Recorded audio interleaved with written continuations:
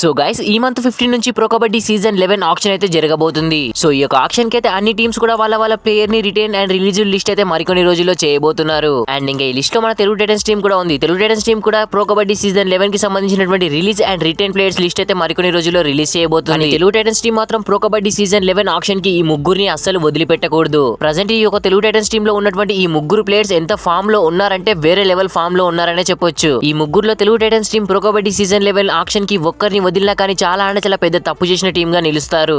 ఇంకా ముగ్గురులో నెంబర్ 1 వచ్చేసి శంకర్ గదాయ్. శంకర్ గదాయ్ అయితే ప్రజెంట్ మహారాష్ట్రలో అద్భుతంగా పర్ఫార్మెన్స్ చేస్తున్నాడు ప్రతి ఒక్క లీగ్ లో కూడా. ఈవెన్ రీసెంట్ గా జరిగినటువంటి మహారాష్ట్ర నేషనల్స్ లీగ్ లో కూడా అద్భుతంగా పర్ఫార్మెన్స్ చేశాడు. ఒంటి చేతితో తన టీం అయితే ఫైనల్స్ దాకా తీసుకొచ్చాడు. ప్రజెంట్ కబడ్డీలో ఈ ప్లేయర్ ఒక బెస్ట్ ఆల్రౌండర్ గా ఉన్నాడు. ఈ ప్లేయర్ ని మనకు ఖచ్చితంగా ప్రో కబడ్డీ సీజన్ 11 కి తెలుగు టైటన్స్ టీం వదలకూడదు. వదిలారా ఇలాంటి అద్భుతమైన ప్లేయర్ ని మిస్ అయిపోయినట్లే. ఇంకా ఈ లిస్ట్ లో నెంబర్ 2 వచ్చేసి రాబిన్ చౌదరి. రాబిన్ చౌదరి అయితే రీసెంట్ గా జరిగినటువంటి ఉత్తరప్రదేశ్ కబడ్డీ లీగ్ లో అయితే అదరగొట్టాడు.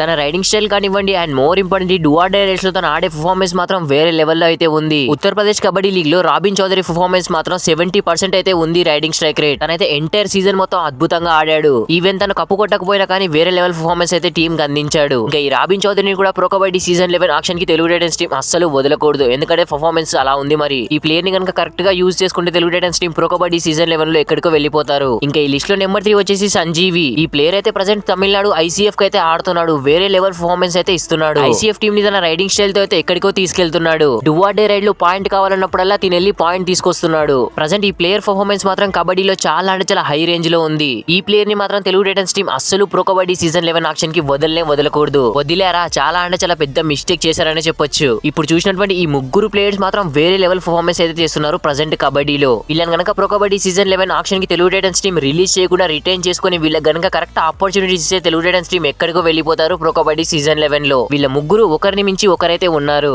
మరి ప్రో కబడ్డీ సీజన్ 11 ఆక్షన్ కి తెలుగు టైటన్స్ టీం ఎవరెవరిని రిటైన్ చేసుకుంటే బాగుంటుంది, ఎవరెవరిని రిలీజ్ చేస్తే బాగుంటుందో కింద కామెంట్ సెక్షన్ లో కామెంట్ అయితే చేయండి. వీడియో నచ్చితే ప్లీజ్ లైక్ చేసి మన ఛానల్ తప్పకుండా సబ్స్క్రైబ్ అయితే చేసి పెట్టుకోండి. Thanks for watching. Have a nice day.